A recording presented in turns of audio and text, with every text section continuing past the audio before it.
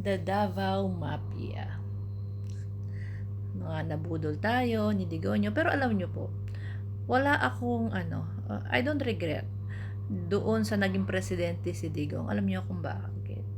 Nasabi ko na to sa mga videos ko before na may purpose kaya siya naging presidente, kaya siya lumabas from Davao, from Mindanao to national, uh, from local official to national, diba? Kasi kung hindi naman siya lumabas, hindi malalaman yung Davao Mafia. Tingnan niyo, ito mga untouchable sa Mindanao, mga balwa-balwarte sila, 'di ba? Balwarte ni Duterte, balwarte ng Villapuerte, balwarte ng Magudadatu, mga kung sino-sino pa mga kanya-kanyang balwarte yan eh. Pero nung naging presidente si Digonyo, pinagtetegi niya yata yung mga kalaban niya sa negosyo. Anyway, so hindi naman mangyayari, hindi naman mabibigyan ng hustisya. Although not 100%,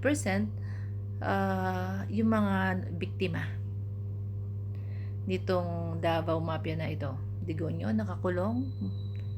Well, although para siya nasa hotel, mag-isa pa rin siya, 'di ba? Mag-isa pa rin siya, malayo siya sa pamilya niya, siya naglalaban ng sarili niya, siya nagluluto sa sarili niya. Ano ba siya? Wala siyang assistant, walang tumutulong sa kanya, only by himself. Si Bato nagtatago, gayon din na ang puganting si Michael Yang, and on the way. On the way na po, Bongo, 'di ba? Bongo and itong si Boy Iyot. So, walang regret kasi never ako nag-regret naman sa mga sa mga naging decision ko in life. Kasi part yan. And alam ko itong nangyari na ito kung bakit siya naging presidente ngayon, yung ginawa niya sa Davao, ginawa niya nationwide and official. Ang ginawa niya pang official, which is illegal and crime. Yan po.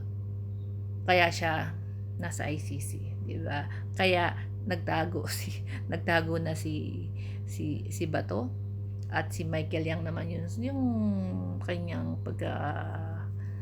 sangkot sa shabs at do sa mga anomalyang family na pandemic na ninanakawan pa tayo. So isipin nyo kung hindi yan naging presidente, yan si Digong, si Eddie hanggang ngayon namamayagpag pa rin sila, di ba?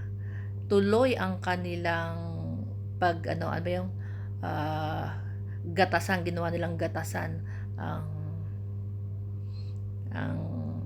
actually hanggang ngayon naman, pero yung siyempre yung mga puon, yung mga ninuno is ayan na, mga nakukulong na, may nagtatago na, may nakulong na at may makukulong pa, diba? Nagkakaroon ng hustisya, maraming humihingi ng hustisya sa mga pinatay, inagawan ng lupa, 'di ba? At kung ano-ano pa. So, praise God pa rin. Praise God. Hindi pala pa rin. Praise God.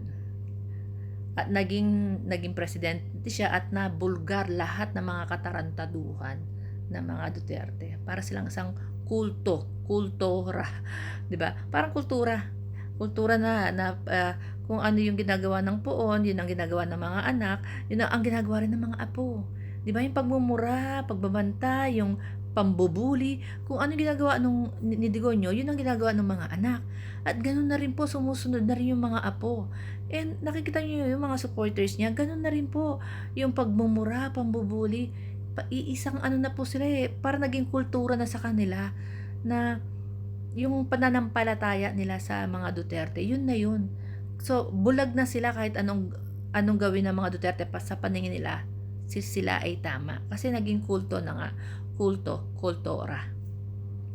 At least yung mga ibang tao nagising sa matagal na pagkakatulog, 'di ba? Nakarinig, nakakita doon sa mga tunay nang nangyayari. Kaya it's good also na naging presidente pa rin siya. Dahil nagkaroon ng hustisya yung mga kanilang nagagrabyado. Sorry. So yun po.